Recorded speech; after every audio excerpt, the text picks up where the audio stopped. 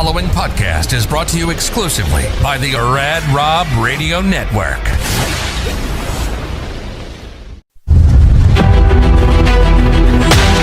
Imagine a place where mental health, resilience, sports, and the power to never give up all come together. This show is about life. It's about mental health. It's about bouncing back stronger than ever. This is Reset and Rise to the Unbreakable with Amanda Moore.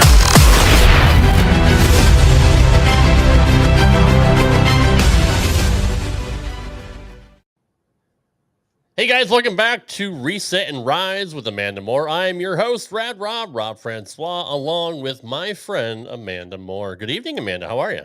Good. How are you? Doing well, thanks. I'm excited for our guest tonight. Yeah. Our very first guest. Our very first guest. Yeah, I'm excited. It'll be great. So, anything new with you this week before we bring her in? No, other than battling the heat of 95 plus degrees. Which is hot. Is that typical for Idaho? Yeah, about this time of year. Yeah, it is. Nice. And plus allergies are flared up. So that's awesome too. Yep, I deal with that as well. I hate allergies. My word. I take something for it usually every day. But yeah, I feel your pain. Yeah. Well, I'll give you the honors. Introduce our guests for us. Okay. So tonight we have Heather Sterner. She's a member of the Professional Women's Bowling Association. She just came off of a couple of tournaments this past week. One was in Rochester, New York, if I'm not mistaken, and then the Pepsi Open.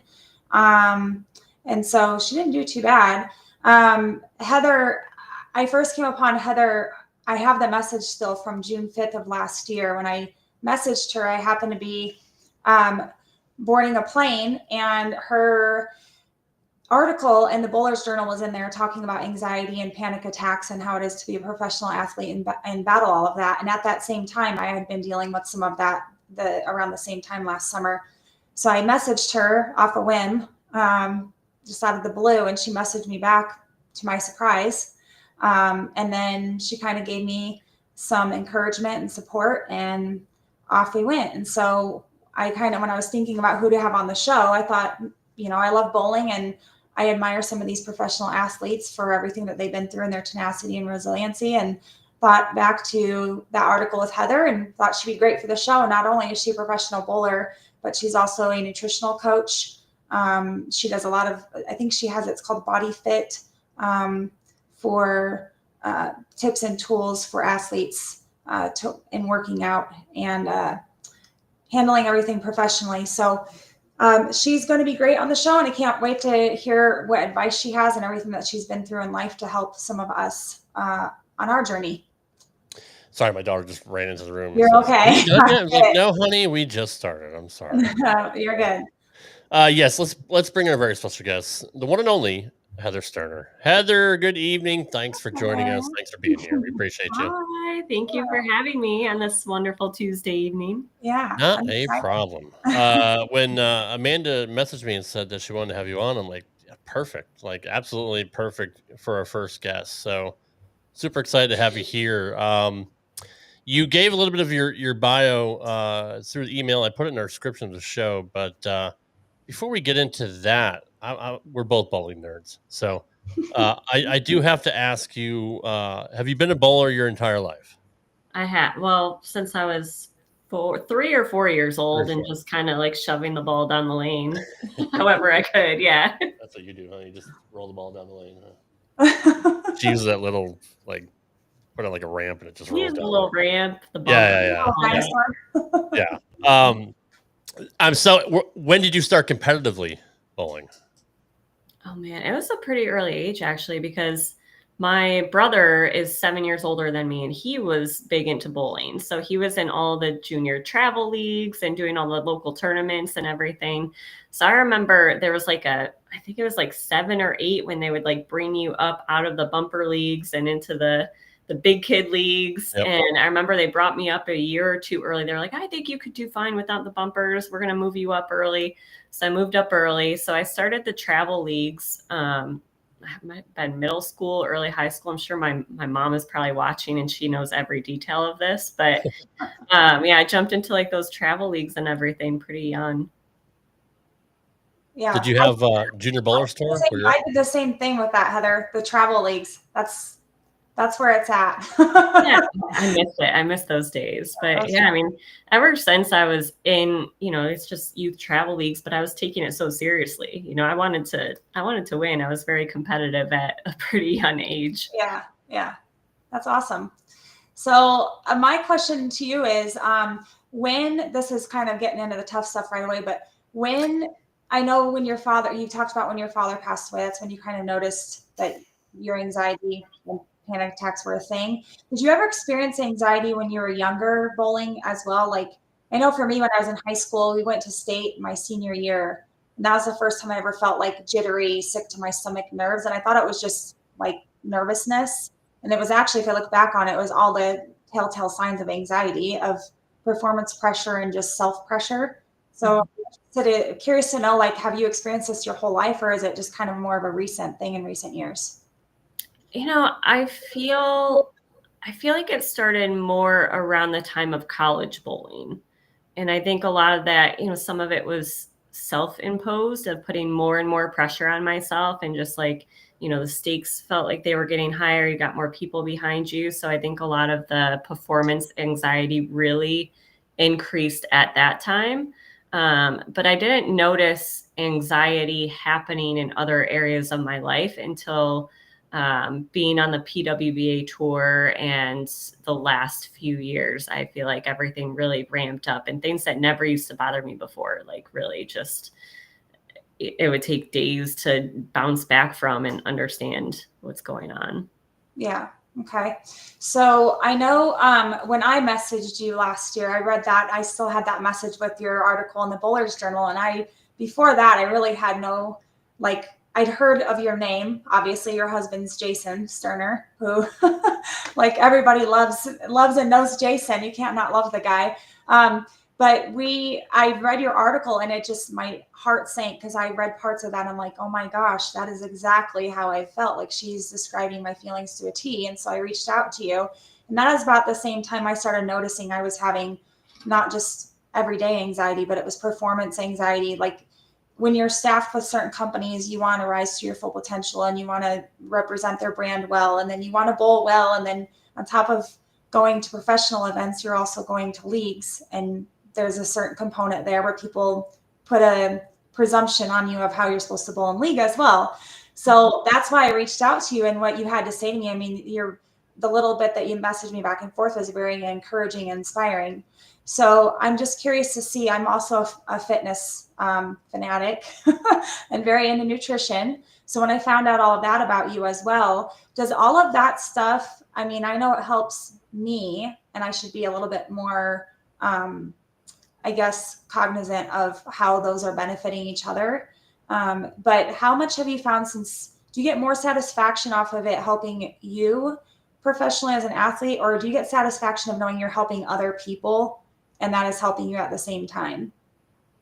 Oh man. Oh, that's a tough question. Yeah. I've always wondered, like, I find things help just me, and then I find things, me helping others, help me as well. Yeah. So I didn't know if, like, your fitness and nutritional coaching, and I know you coach, your head coach, right, for bowling as well. So I just wondered if that helps your anxiety more helping other people, or if you get satisfaction in both ways for yourself and for them. Yeah, I think it's both ways, because really that's how I ground myself, having my health and that time in the gym. Like, that's my me time. That's when I, get to feel like I'm building my confidence. I'm doing, one of my values is hard work. That's one of the things my dad taught me, like, work hard for what you want. And so when I'm in the gym, I feel like I'm putting in that hard work towards my goals. So it's very, very satisfying to me. But now as I get older, I definitely get more and more satisfaction out of the fact that I'm inspiring the people around me that are watching me, that regardless of how I perform, them just seeing me put that work in regardless. You know, you never know who you're inspiring. And I saw that this week with, you know, there was a couple people that followed me while I was bowling throughout this week, regardless of how I was bowling. And they even told me, you know, JJ, 12 years old, told me, it doesn't matter. You could bowl the worst ever, and I'm still going to be back here cheering for you. So it's just like that reminder of, you don't know who you're inspiring just by being you and doing the things that you do to take care of yourself and achieve your goals.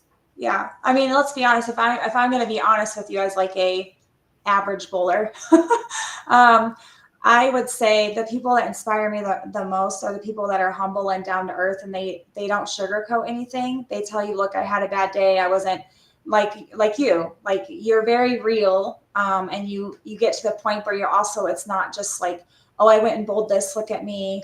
I'm so great. I'm here. It's, look, I struggled today. This was why. This is what I need to work on. It's very real. So it gives people like me hope that, you know, someday I could be at that level if I just put in the work and work through some things. Obviously, nobody's perfect, but I'm curious. I've always heard as a previous bodybuilder that bodybuilding and bowling do not go hand in hand.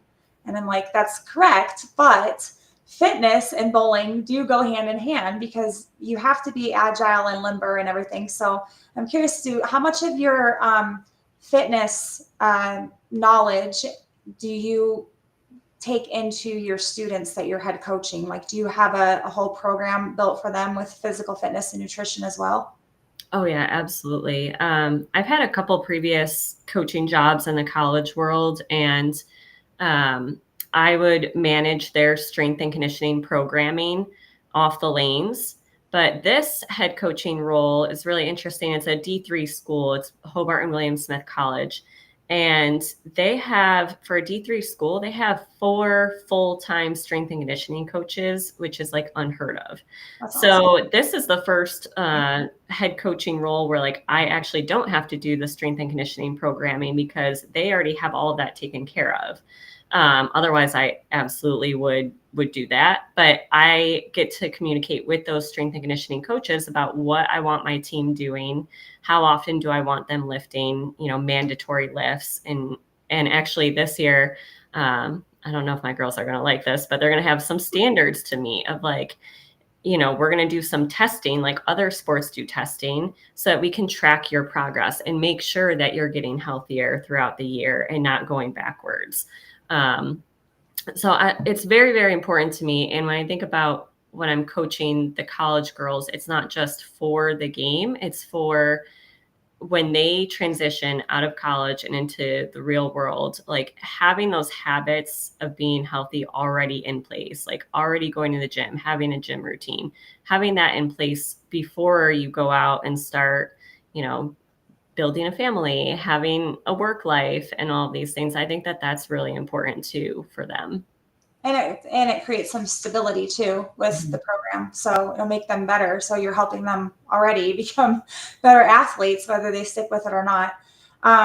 So when we read your bio, I read about your father's passing. Obviously, you were talking about the anxiety that came with that and then some panic attacks. And I remember a post, you and Jason were traveling recently as well, and you experienced some panic attacks, correct? Okay, yeah. I want to make sure I read that right. On a plane. On a plane. Okay, so after, obviously when someone passes away, we go through the grieving process and it's super hard. So how much has that changed the way you go about your everyday life and how you deal with your anxiety? Like, what's your coping mechanisms? Do you have any outside of just going to the gym and working out and bowling? Oh man, it's changed so much about my perspective on life.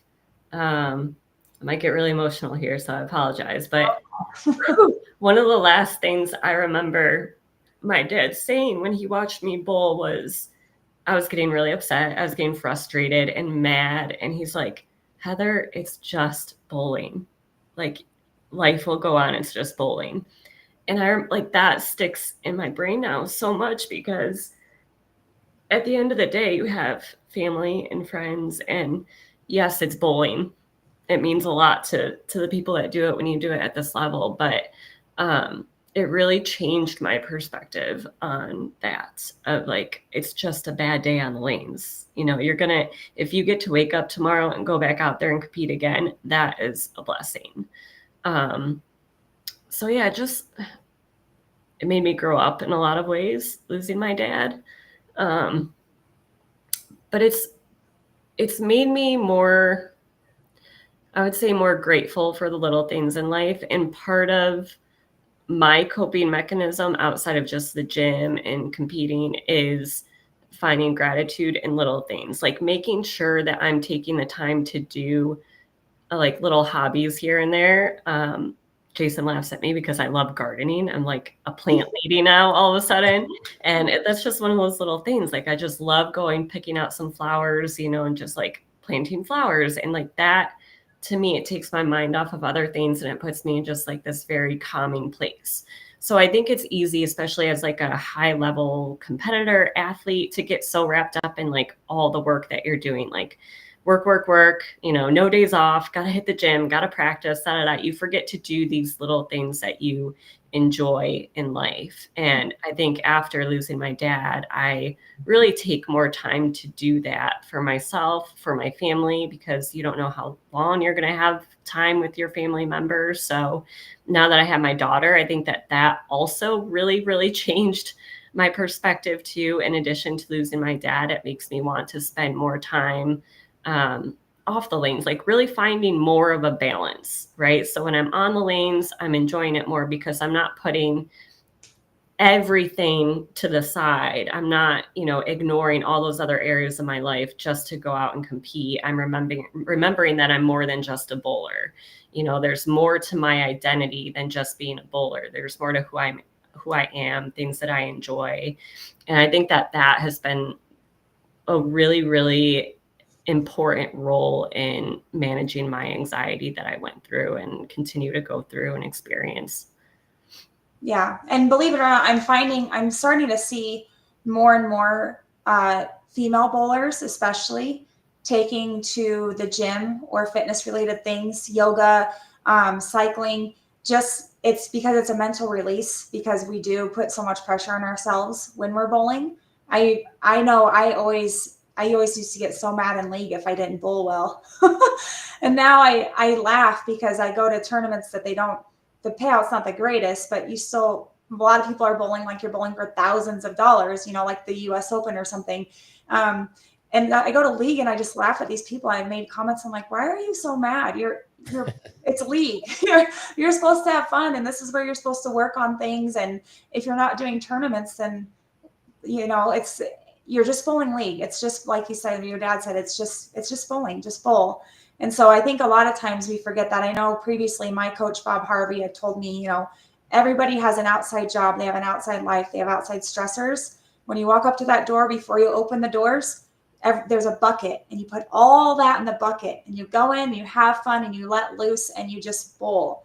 And he's like, I remember one time he told me, like, finesse the ball, like, don't rip on it. Don't take your aggression out on it. Don't get mad at it. Just finesse the ball. And he's like, finesse your life. And so I always remember when he says that stuff. And I find myself saying that to people still if I go practice or bowl with them. I'm like, just finesse the ball. What are you doing? What are you forcing it for? So I talk about life like I do with bowling. It's like you're just finessing through each day with life, and every day's, you know, hard. And I think the biggest thing that I admire about you the most is that even though you deal with anxiety and panic attacks for whatever causes those and when, like I've said before on this podcast, we never know when panic attacks are coming or anxiety. It just kind of just happens. And it could be one little thing that sets it off. But I think the biggest thing with you is like, you still go about everything else that you have your hands in, that you hold yourself accountable and responsible for, and you're in charge of other people's upbringing in the bowling community and in their life. And you still go about it with such grace and passion that it's like, who wouldn't love Heather Sterner? Your husband are like the dynamite couple. Like, You guys are very much very good for each other. You're a powerhouse. I've always admired Jason's always smiling, always laughing. He's always, you can just tell like he's the life of the party when he's around people. Of course, we all have our moments, but it's just great to see. It's been really good to see like your posts and stuff on social media, just to see what all you do, that there's more to Heather than just the Heather that was depicted in the Bowler's Journal, which was very inspiring. But I just wanted to know, like on your, that's such a cute photo. So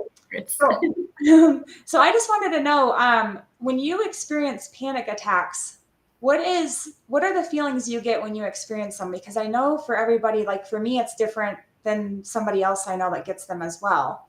So what are some of your, I guess, triggers for them or sensations you get?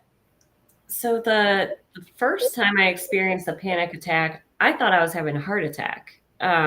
We were practicing. It was after an event in Cleveland, and we were practicing at a center because I thought I was going to bowl the regional the next day. Come to find out, I forgot to actually sign up for it, but I wasn't going to end up bowling anyways because I ended up at the hospital.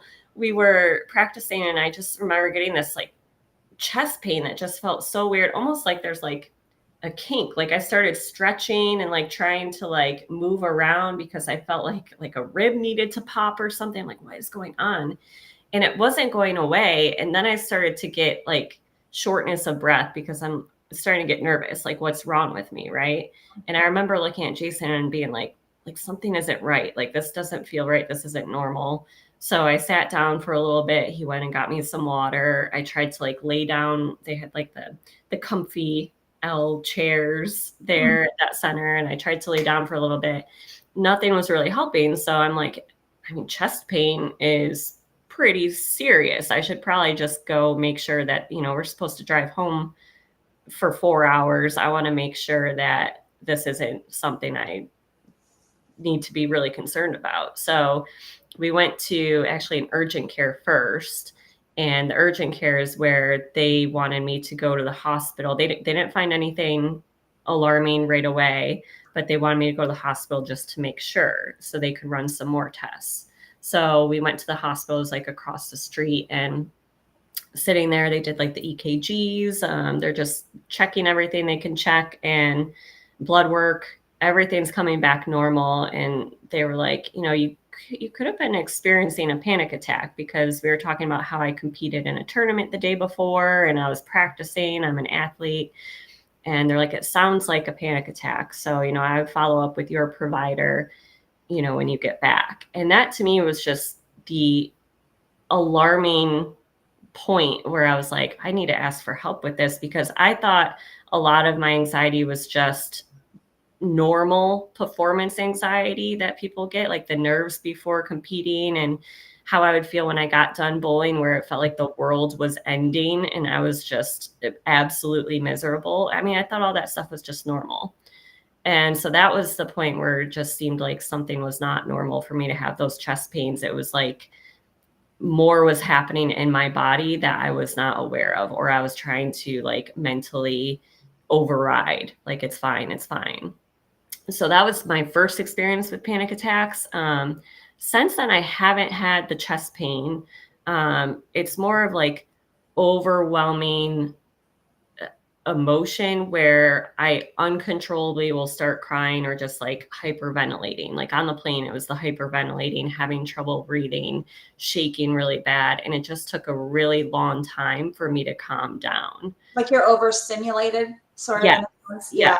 Okay. Yeah, because if anyone comes up in that moment too, like Jason's still trying to figure out how to help me in those moments too, because sometimes you feel so overstimulated that you don't want someone to come up and ask you what's wrong. You're like, get away from me, right? I remember one time I had one at the US Open in the bathroom. Like I ran to the bathroom because I was just like full panic mode. And my mom and my sister followed me, and they're like trying to talk to me, trying to help me. And I'm like, leave me alone. Like, go. Like, I need a minute. I got to go back out there and bowl. Like less is more right now. I just need to collect myself. So it definitely feels overstimulating for me when it happens. Like, I just need to focus on my breathing and like ground myself somehow. Yeah. So I was explaining this to somebody last year. So there's a championship bowlers tour that I'm a part of, and they're actually going to be on our show in a few weeks. But they're the ones that broke me of my nervousness on a camera. So they live stream all of the tour events. And the first time I'm like, oh my gosh, I was so nervous. I was more freaked out about the camera behind lane 9 and 10 than I was what was going on down lane. So then I wasn't watching ball motion. I wasn't following like my step counts. I wasn't setting in my approach correctly. And that broke me of that. But I remember one time I literally experienced that. I pulled myself out of a squad because I'm like, I can't do this. This is too much. And then when I went back and rewatched the stream, I could see the changes, like the evolution changes of from beginning to when I pulled out of a squad. Because I'm like, this is where it started. My body mannerisms were different. I was looking at the camera instead of just paying attention to lanes. Now I'm completely over it. I don't even notice the cameras are there half the time. And I just act like a dork. But I haven't ever bowled and participated in some of the bigger events like you guys have. And I would really like to make it back to the East Coast, Midwest. We haven't had anything PWBA out on the what we consider West Coast, Washington, Oregon, California, for a while. Supposedly there's supposed to be something coming out here, hopefully in the next year or two, out to the Seattle way, which will be exciting. So I very much can relate to what you're saying with the panic attacks. For me, I used to be, and I've had a few in the last year where it's like, you feel like you're going to have a heart attack. Your stomach drops. Your stomach is so upset. You feel like you could vomit. You get really shaky. There's times where I want somebody to just like put their hand on my back and be like, it's okay. Just breathe. And there's other times I'm like, stay away from me. I don't even know what I'm thinking or feeling. It just feels like a big, huge blur. And same thing with me. I went to the doctor for just generalized anxiety and they did all the tests and I'm like, everything's fine. Because at that time I had a heart condition as well. So I was thinking it was my heart condition. And come to find out it's severe like chronic anxiety and panic attacks. And I didn't know panic attacks could be so similar to what a heart attack feels like or just what uncontrollable anxiety feels like. So it's still hard for me to differentiate the two. But I totally can relate with you where you say like sometimes you just need your space, and it is hard for your spouse to figure out when to step in and help and when not to. I know for me, I took this last summer off really from practicing a whole lot. We went today in practice and it's probably the third time we've touched bowling balls in 4 months. I've done one tournament the whole time and it's been really refreshing for me mentally. So I'm ready to get back into tournaments and bowling. So did you at some point take some time off from bowling aside from coaching and staying fit and all of that just to get yourself back to a place of like zen on the lanes? I did when I became pregnant. So I kind of saw that as like, all right, I'm going to be pregnant. I need to take a break from this at some point. I mean, there are some women that like compete while they're pregnant all the way up until 8-9 months. And I have no idea how they did that because it's like 6 or 7 months. I was still feeling good going to the gym. I worked out all throughout my pregnancy, but the thought of bowling still felt like, I don't really want to compete in this state. Like I didn't want to put that kind of, I know that it stresses me out when I compete, and I didn't want to put that kind of stress on my body, like the emotional, mental stress of that versus just the physical stress of going to the gym. Yeah.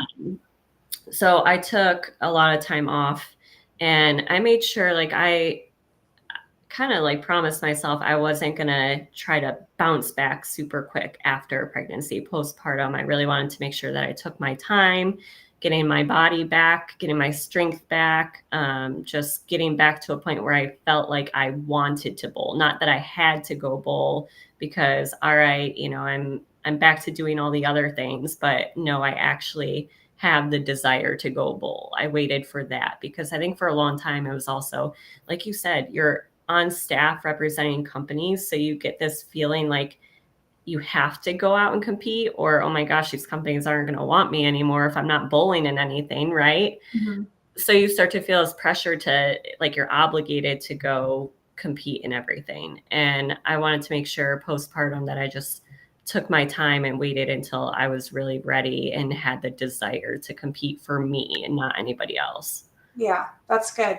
So when did the fitness thing start for you, that you have all of your, now do you just do online or do you do in-person stuff as well for coaching and nutritional? It's mostly online, but I do have the facility that I trained at here for years, Next Level Strength and Conditioning in Fairport. It's like a second home to me still. The owner was actually my next door neighbor growing up. So we were always really close. So I always have the option, like if I want to train some clients in person, if somebody reaches out, I can still do one-on-one training. It's just like kind of fitting it into the craziness of the college coaching schedule, because that's like my full-time thing right now. But fitness for me started in college when I went for applied health sciences in my undergrad, and then kinesiology for my master's degree. And after that, I really dove into creating programs for bowlers, because I saw all the other sports that I got to work with and how they trained outside of their sport and in the gym. And I'm like, well, why doesn't bowling do this? Like, actually, we're on our feet all day long at a competition and it's pretty exhausting. Like, we should probably be in the gym too doing this stuff. And so, yeah, that's when my passion for that really started. That's right awesome. after college. That's awesome. So when is the collegiate, when does that season start for you technically? Technically October 1st. We have like the NCAA rules are kind of weird. We have 8 days that we can use prior to our official season start date of October 1st. So we have like 2 weeks of preseason in September. Okay. So are you already prepping your athletes and everything for it? That's awesome. I'll be excited to see how you do. Now, is Jason an assistant head coach as well? He is. He's a volunteer assistant coach because he's only with us for really half the season, because once the PBA season starts in January, he goes and does that, and it's just me coaching. So we're actually going to have another assistant coach that's going to be a paid assistant coach helping us this year as well. So we'll have 2 assistant coaches. That's awesome. So do you find like juggling the PWBA, I mean, the regionals or the tour, and then the PBA schedule, and then now your daughter, 17 months old, you said, right? And 13. then you have 13. Okay, 13 months old. And then you have the collegiate stuff that you're doing as coaching, and plus you have all the fitness stuff. You keep yourself pretty busy, which I know for an anxiety type mindset, or maybe overthinking or overstimulated, it's great to stay busy because it keeps your mind off of things. But do you ever find that having that much going on does cause you sometimes to have additional anxiety, or does it actually help filtrate it a little bit better? I think a little bit of both, really. I mean, I think at times, I don't know, I just have that brain that like I get so interested in so many different things. I would be a lifer in school if money grew on trees and I could afford to just keep going to college. I would just keep going for more degrees, because I love school. I love learning, and I could dive into medical. I could see myself going to medical school. I really would. But I don't want the student loan debt. That's not going to happen anytime soon. So I just enjoy doing many different things. And the thought of taking one of them off the plate, like, oh, what if I didn't do this anymore at all? The only one that I am a licensed massage therapist, and I had my own massage therapy practice. That was the only thing that I was like, I could take this off the plate and not have any anxiety leaving that behind. I'm good with, like, I have the knowledge of it, but I don't need to be practicing it, and I'm okay. But the other things, like, I love them so much, and I'm so passionate about it that I think it would just bring me more anxiety to not be doing them. And I do need to keep busy. I think I get more anxiety when I don't have enough on my plate. Yeah. Right? We're exactly like, I had somebody say to me, like, you always have something going on. Like, you're always doing something. I'm like, I have to. If I sit and I have too much downtime, that's when the brain starts overthinking, and then I get anxiety, and then I I wonder if I'm doing enough or if I'm good enough. And so I always have to have my hands in something. I would rather, and I will say this till the day I die, I've always said there's no failing in trying. So if I can try everything just once, just to see if I'm good or bad at it, or maybe eat a slice of humble pie, it's better than not trying at all. So I'm with you. Like I got a degree in medical assisting, and I love the medical field. I miss it. That's not what I do for work now, but if I could afford to go back to school and work on some more degrees, I definitely would, because that's, and physical fitness and medical field and nutrition and all of that go hand in hand. And I just, I find it very fascinating that back when I was little, I would go to the local bowling alleys. When I was 6, I started bowling. And even when I was a teenager, that was when smoking was allowed in the bowling facilities still, and drinking. And you see all these heavy set bowlers. There's no really fit bowlers. And now the tables have turned, because now you're starting to see bowlers. It's starting to become more about like, where's my water bottle? And I got my workout in, and I'm sore from leg day yesterday, but now I have to bowl a tournament. And you're not seeing so much of this this normalcy of just lots of beer around and smoking, and people, I still see it in some of the bowling facilities that I take part in here.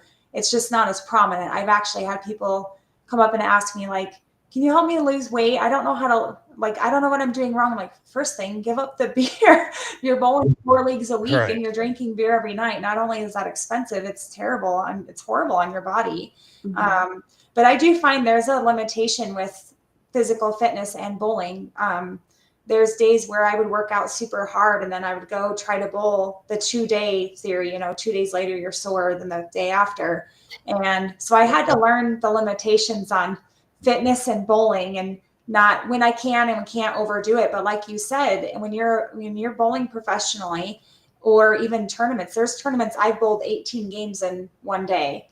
I did a 20 game in one day marathon tournament last year, and it's a lot. People don't understand. They're like, it's just bowling. I'm like, no. When your glute and your hamstrings on fire and your shoulder and your wrist hurts, like there's a lot to it. And I find when I'm not taking care of myself, and I'm not keeping up on fluids and staying hydrated, I'm not eating properly, I'm eating too many carbs, I'm not getting enough sleep, that's when I'm at poor performance level. And I do that to myself. So the more tournaments I bowled last summer, like the summer before last, I realized how important it was for me to take care of my body and stay as physically fit or agile as I could. Do things like yoga to elongate the muscles and stretch out. Go get massages. Like you said, massages are great for that too, to keep you loosened up. Or go sit in there's a steam room in Twin Falls where I live. And so you can go sit there in a sauna or steam room, and those are very beneficial too. And so I think the more people start realizing that their fitness and health does have a lot to do with performance, I think we'll start seeing the tables turn a little bit, with people taking it a little bit more seriously. So I really commend what you're doing. I think it's awesome. You are kind of a face for all little knacks of what bowling incorporates, which is fitness and nutrition, and making sure that mental health wise, you have a good foundation for that. And you're surrounding yourself, like I always said, you're surrounding yourself with positivity and the right support and good people. And that always plays a huge role in it as well. So just because I'm curious, I know professional athletes always have their people who have inspired them along the way. So if you have a professional athlete to pick, male or female, like who's inspired you the most to keep going in your journey and keep trying to be your best? Oh man. Might sound really cheesy, but my husband. I knew you were going to say that. I knew you were going to say that, actually. I mean, he changed my perspective in a lot of ways too. When we got married, when I met him, before we got married, when I met him and just saw like the way he goes about and carries himself on the lanes and off the lanes, he treats people really good always. But he has such a strong mental game. Like he can bounce back from a bad game really, really quickly, or at the end of a bad block. he'd be like, it's just bowling. Like I can bounce. I know I have the confidence that I can jump back into this cut. I can throw a really good block. Like he never gives up. He does not care if his back against the wall. He doesn't care what anyone thinks of him either. And that was a huge thing for me. I was always way too concerned about what other people thought of me. And he would always ask me, like, why do you care what so-and-so says about you, what they think about you? Like, you just go do you. Like, someone's always going to have something to say. Why let that get in your way? Right. Yeah. So he's always been my inspiration with how he just is so mentally tough and doesn't let anything get to him. Yeah. Yeah. It doesn't matter. I reached out to somebody that knows you too, and he was like, yeah, they're New Yorkans. They're awesome. It's like, yeah, I'm like, they're the most genuine people that you could have like talk on a show. Like they're not, like you could have any bowler on any given day who puts up good scores and wins things all the time. But at the end of the day, like our show is about relatability. So people being able to relate to somebody at a ground surface level, that it's another human being that has a normal life outside of the professional atmosphere and can really give us some hope and inspiration that we're not alone, and other people experience it too, that might seem like they have it all together, but sometimes they don't. And so for me, it's been great to get to know like some of the ladies like this. The last 2 years I've competed with the Vanderbilt University girls at women's nationals. And it's been great. There's all types of personalities within that group. There's girls that have experienced injury, come back from injury. There's girls that have experienced, like me and you, anxiety or mental health setbacks. And then there's some that just, I really, really, really admire Josie Barnes. She's fantastic. I say that too. I think that's the next pick. Yeah, she's very genuine and very humble, and is one of those that she seems like she has it all together, which she does, but she's been through a lot to get to where she's at. So it's very cool to see what she's been doing this year. So, and I was I followed your scores this last week, and when you posted them, and I'm like, oh my gosh, there's people like me. I'm like, I'd give anything to bowl that and a block on that pattern against. I mean, for me, I know if I were to be I've never been in one of those settings yet where there's hundreds of PWBA or just professional bowlers, and then you've got the big names that are there. I know for me, walking through the door would be heart pounding, like jaw dropping. That would give me more nervousness than the pattern on the lane or whatever ball I'm throwing that day or whatever games I throw. It'd be being around some of the best in the world and competing against them. For me, it would be great, but it would also, for me, I'd have to learn how to cope with that, getting to that point. So for me, that's the biggest thing I've had to learn with my anxiety, is how to cope with it when I'm on the lanes. So with that being said, do you have like a pre-tournament or pre-game, I guess, like ritual that you do to kind of hone in on yourself to bring yourself to a place of composure before you start bowling? I haven't quite developed that yet.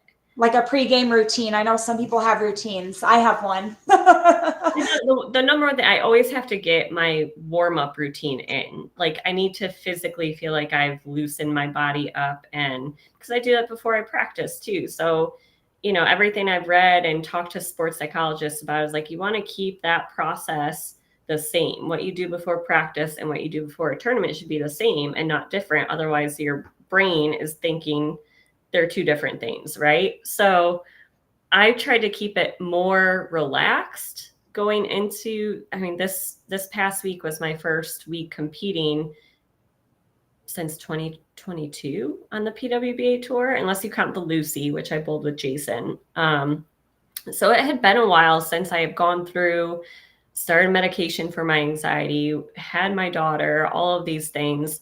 So it was really a good test to see how I responded being in that atmosphere. Because the last time I bowled a PWBA event in that center was the US Open in 20, or was it 2023? No, 2023 or 20. Yeah, 23. It's 23 because my dad passed away in 22 and it was after that.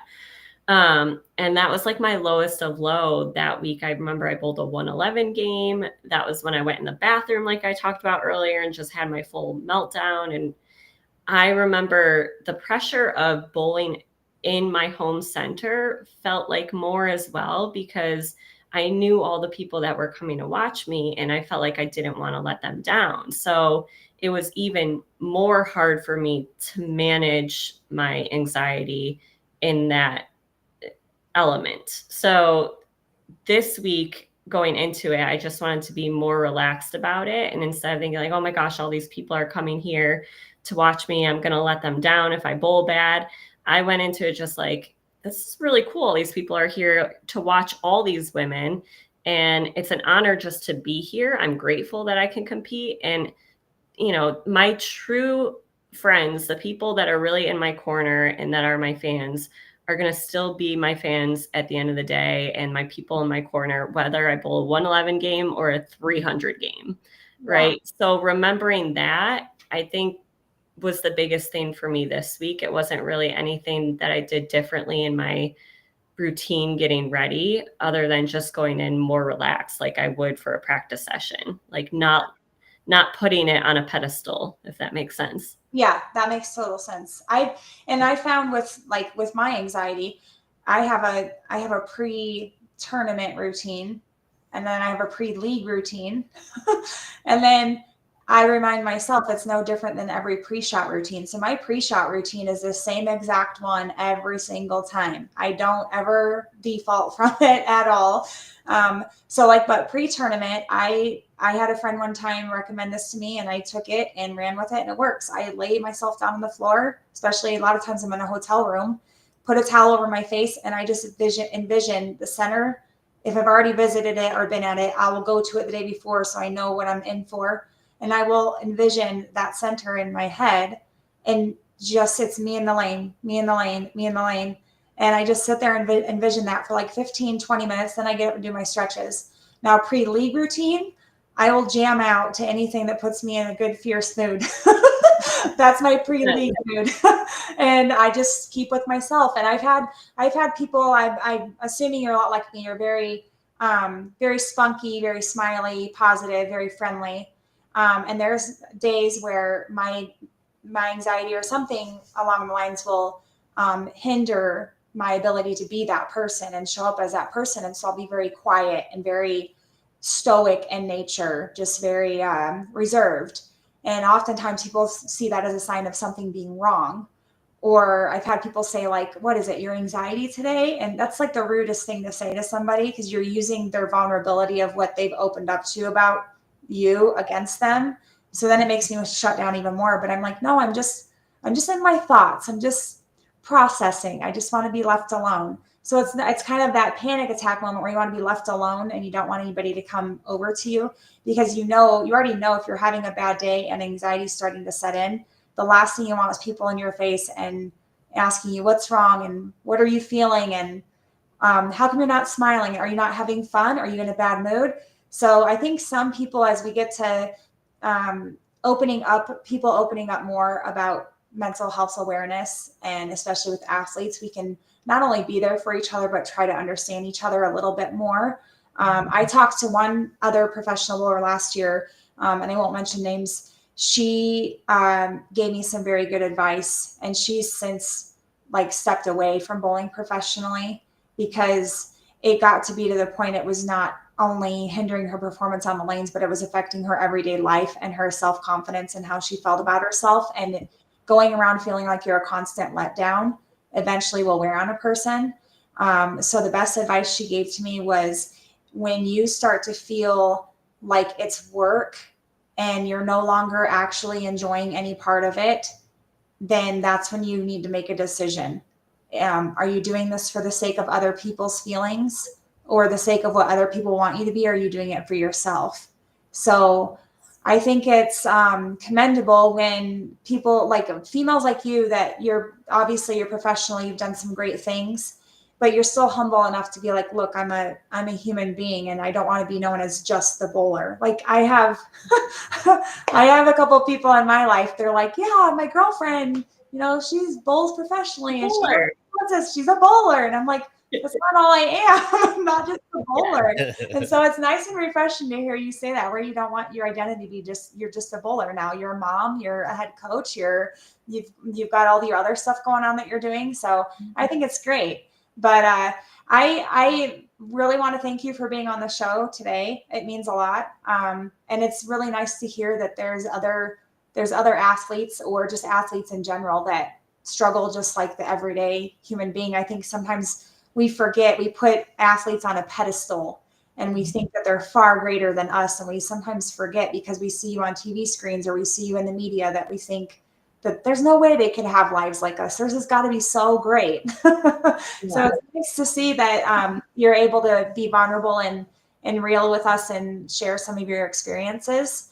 The panic attacks and anxiety is no joke. So I'm glad that you found ways to cope with that and deal with it on everyday life. I might have to take up some gardening. You're not the first one that said gardening helps. So let Jason laugh at you all he wants.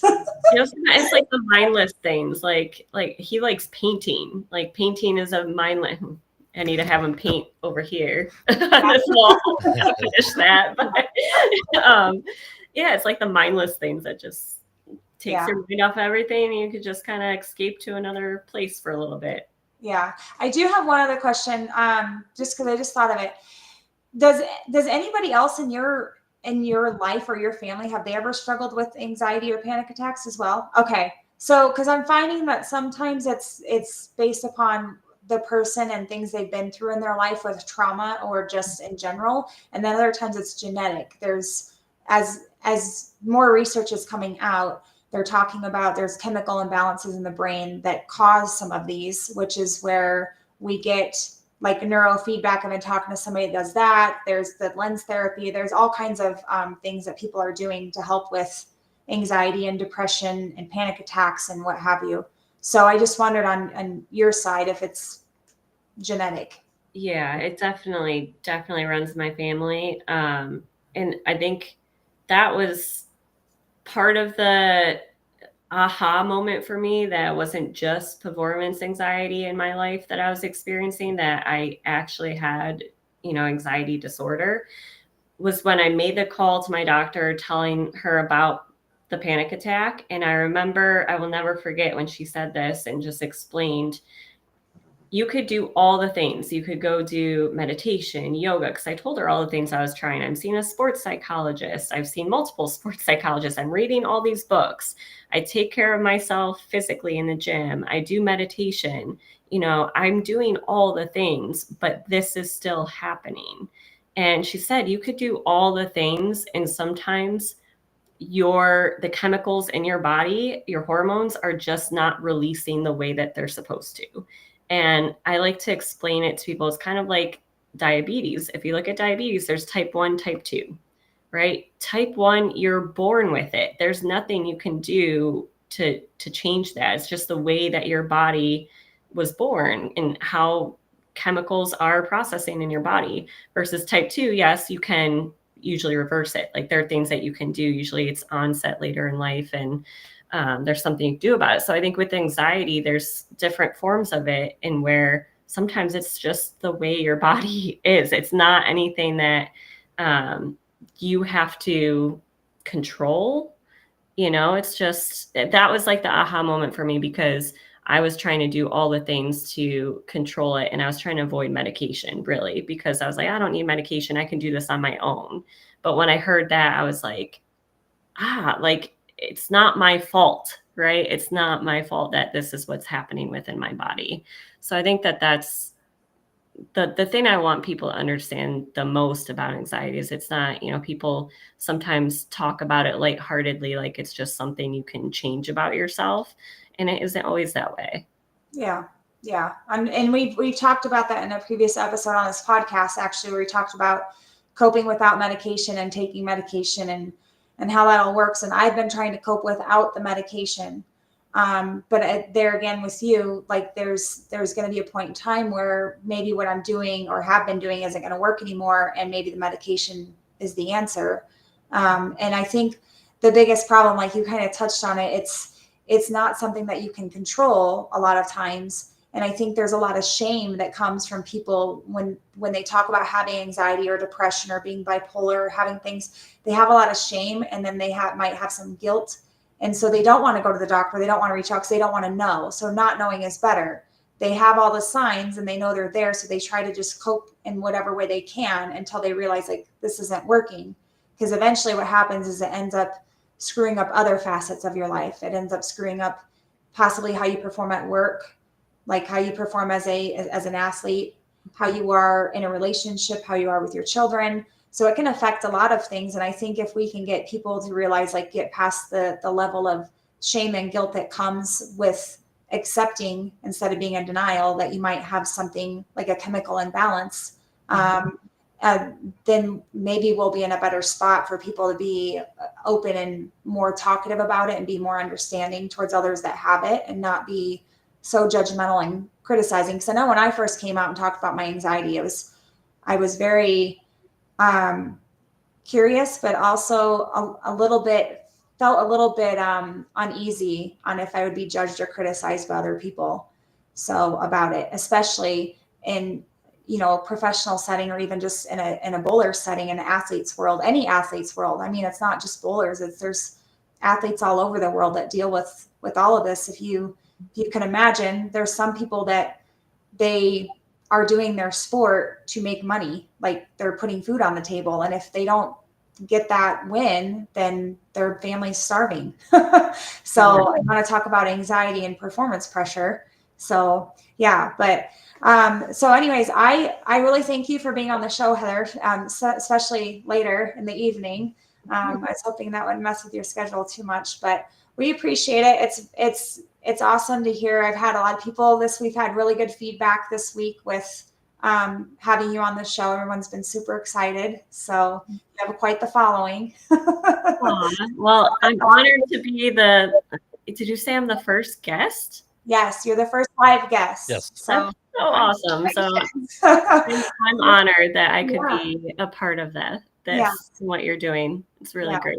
Well, thank you. We appreciate it. And thanks for sharing and getting the word out there about it. We have a lot of people that re-listen and restream usually the day after or the week following. So it'll get out there. And did you say your home center is ABC Gates Bowl? Yes. That's awesome. Yeah.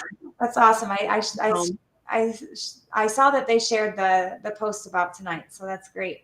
So anyways, well, good luck to you. Do you have any upcoming events that you're bowling in anymore? And are you just plugging right into collegiate bowling?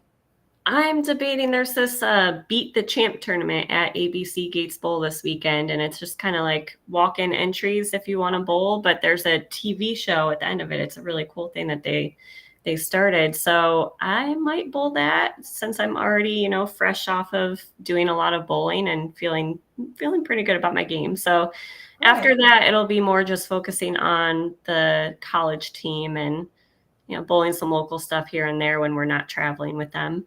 Okay. Well, good luck to you with all of that. And I hope the collegiate team does well. So, and we wish you and Jason the best, and take care of your daughter. She's a cutie. I will. Thank you so much. Yeah, thank you.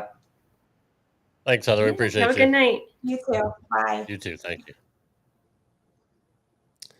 Well, another great show, and she's a fantastic person. That was a really, really great idea to have her on from you. She's great. It was a little nerve-wracking. I got asked if I was nervous. My boyfriend's mom always asks. She's always like, "You're such a natural. You're going to have a great podcast." I'm like, I'm actually really nervous. I'm more nervous for this one than I was for the ones just me talking.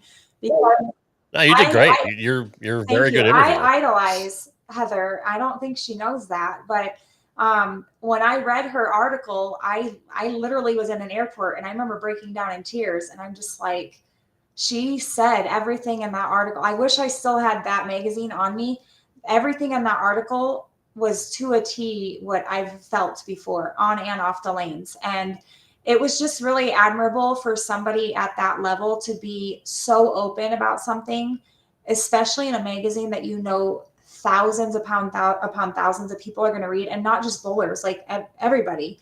And I remember passing it around when I got home and had people read this. I'm like, read this article. This is me. And so when she said yes, I was dumbfounded, because obviously, like I said, I was throwing all Brunswick equipment. So obviously her husband, Jason Sterner, there's a few of them I idolize that throw Brunswick equipment and really listen in on, you know, the equipment that they recommend and things that they're doing and things they believe in. And you kind of just have that following. But to see another female that's, she's not the first one that I've come across. And I wouldn't say it's not anything against the other ones that I've come across that are professional that deal with anxiety or panic attacks or depression, but she has been the one that's been the most humble, genuine, and most open to talk about it. And not just talk about it, she's actually trying to make a difference with what she's been through. And she continues to thrive with everything else that she's doing in life. And I mean, with all of that, with everything else that she's dealing with as well. So I just find that very inspiring, and it gives me a lot of hope. Like, sometimes I forget I'm 42. There's times I'm like, oh, I'm only in my 20s. I've got many years ahead of me. And it's like, no, I might only have another 10, 15, 20 years of bowling ahead of me. Who knows what's in store? But she's one that, she encouraged me to keep going. And she said, it's great to acknowledge, you know, when you're dealing with something like that, and take control of it and not ever give up. She said, that's the one thing she told me, don't ever give up. So I think, yeah, she was a great first guest to have. And it's great to have people on here that have overcome things, that not just injuries or like with her, it's not just the anxiety and the panic attack. She lost her father, and then she had a baby, and she's had a lot of things to deal with. So, but she's fantastic. If anybody wants to know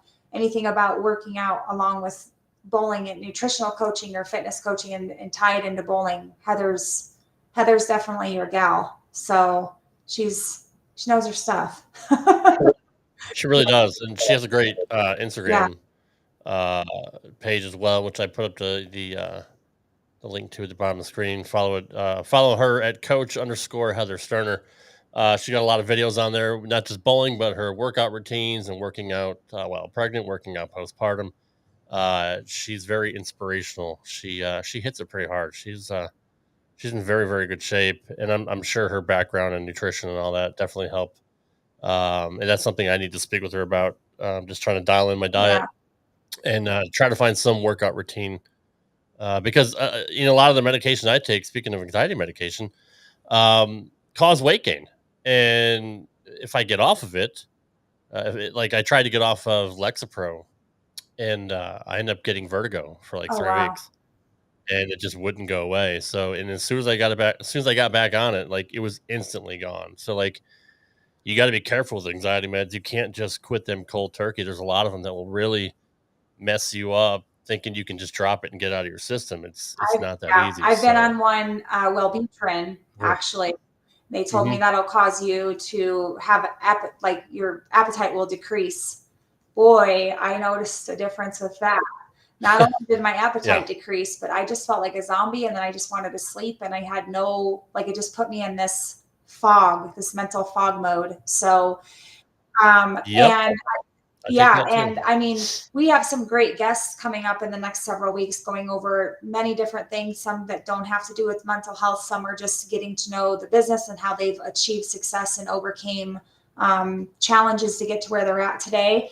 But we have secured, like the people I was talking to you about, they do neurofeedback. We've secured them to be on in November. That's a little ways out, but that will be a great show to kind of see what neurofeedback is doing for people aside from medication for anxiety and depression.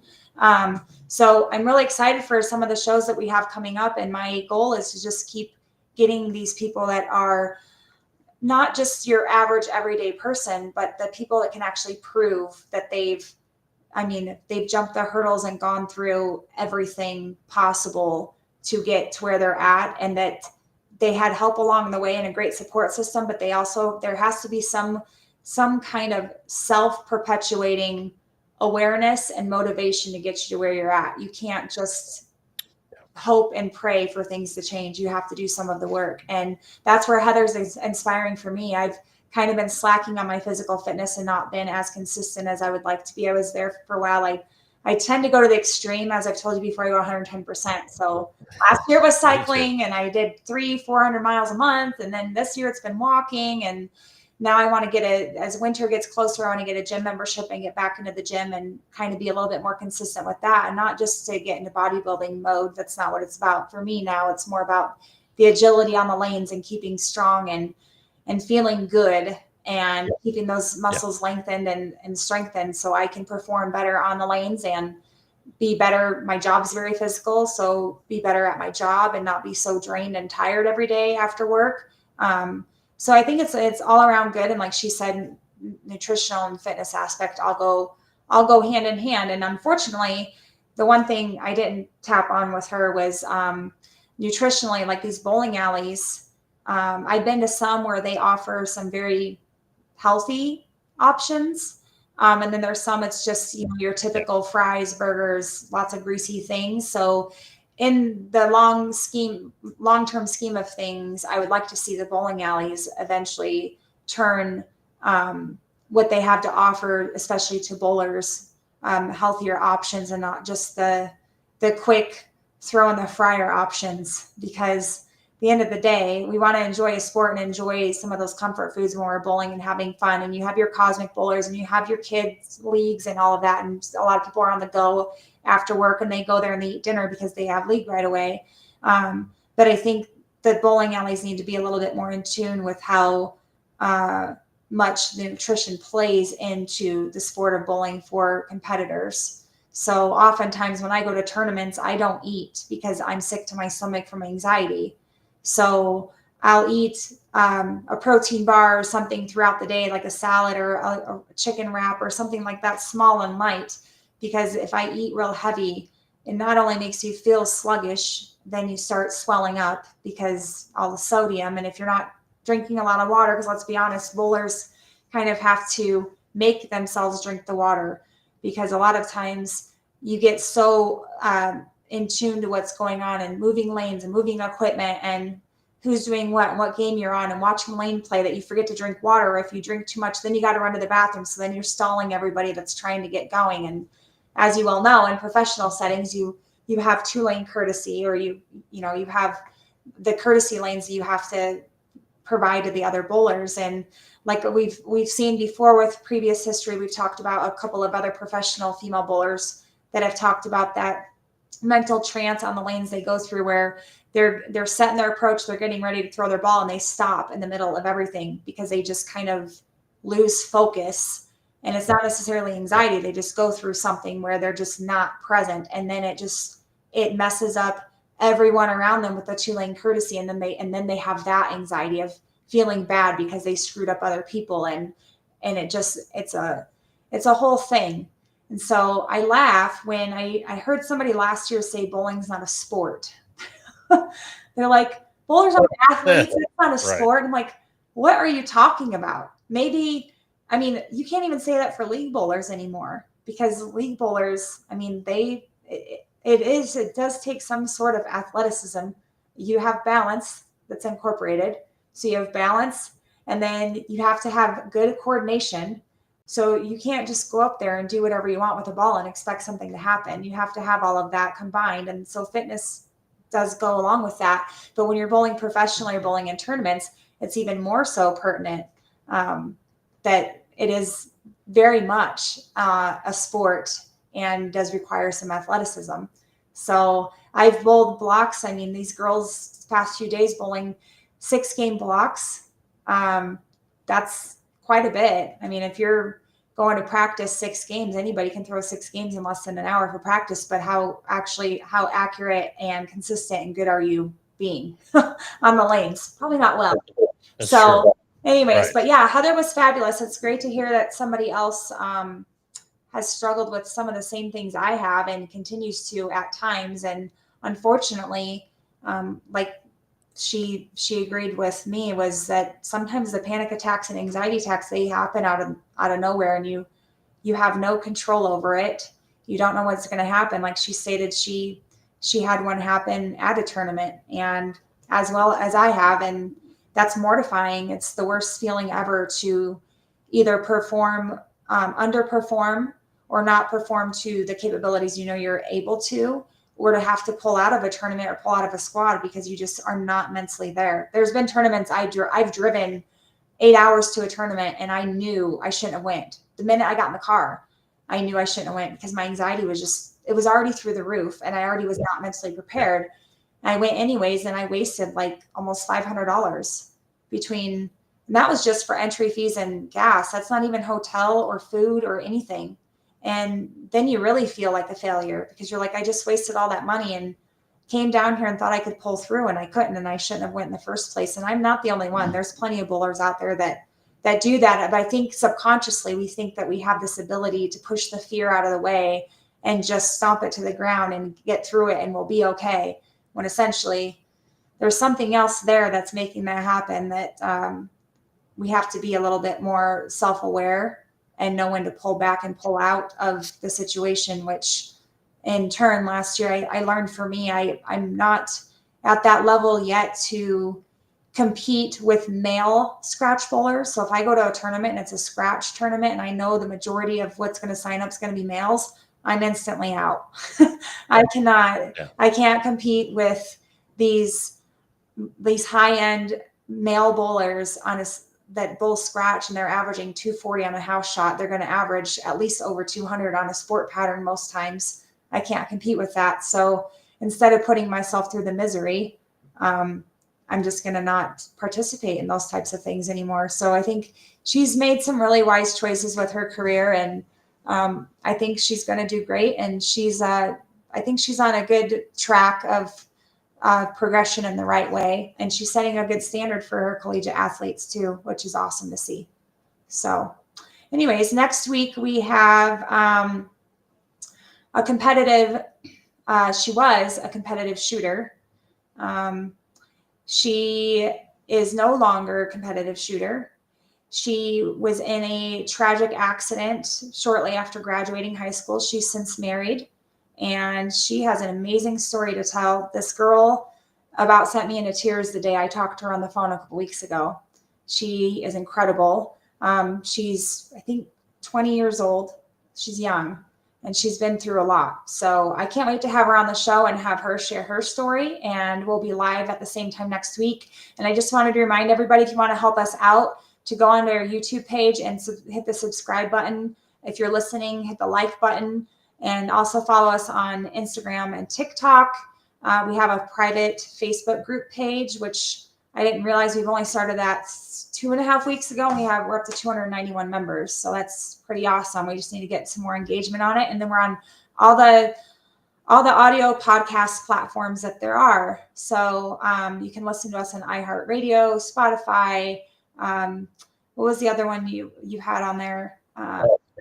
Speaker, Podcast Addict.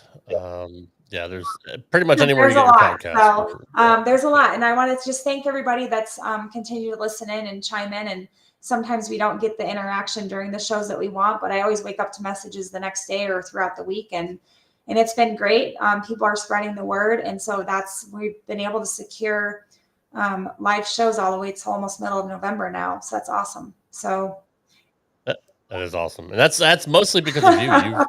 You've done a great job getting the guests. I'm used to getting the guests for my other show, but it's nice for somebody else to carry the load. It's been hard for every 30 I contact. I get 2, and then all of a sudden in 1 week they'll all come back all at once. But it's been work. So if anybody knows anybody that has a story to share, it doesn't have to be anything spectacular. I mean, it can we'll take anybody that has a story to share. We'd love to have them on the show. Again, it's not just about getting people on here that are known name or have a known brand. It's about everyday people that have overcome tragedy or have overcome things dealing with mental health or loss or grievance that can help anybody else try to get through the same things. Because again, all of us are struggling with something on any given day. And we can all use a little bit of support. Like I said before, I don't have much family, but hi Pam. I don't have much family that I talk to, but my Facebook, it sounds cheesy, but my Facebook group followers, they're my family. I have someone there that have been following me for years, and they're there for me more than some of the people that I've known longer have been. So I really do appreciate that. I appreciate the following that we've had and the support and encouragement. It's been great. And we're going to continue to try to bring guests on here from all different types of walks of life just to help out. So, and get the word out there. So I think it's, I had somebody else the other day too tell me that when they're able to share their story, it's another piece of their healing puzzle for them. It's able to help them heal and get through it. And it's very eye-opening for them as well. Because sometimes until we tell our own story, we don't realize how much we've been through until we tell it, to be like, wow, I got through all of that. And now I can maybe help somebody. And that's always been my thing. If I can help just one person a day, it's worth it to me. So anyways, we look forward to next week's show, and guess we'll see everybody next week, same time. Yep, we appreciate everybody that listens and watches here on YouTube. If you're not subscribed, please subscribe to our channel. And again, as Amanda said, subscribe to us in audio form as well on any podcast platform. If you can, leave us a 5-star review on Apple Podcasts or iTunes. That helps us get through the algorithms. And also like and share these videos on YouTube, so it helps us get noticed by more people as well. Any comments, any likes, everything helps. It's free. It doesn't cost you anything, and we absolutely appreciate it. So we'll be back next week again with Caitlin Cochran. We're looking forward to having her on the show. Amanda, I appreciate you as always, and we will see everybody next week. Take care, guys.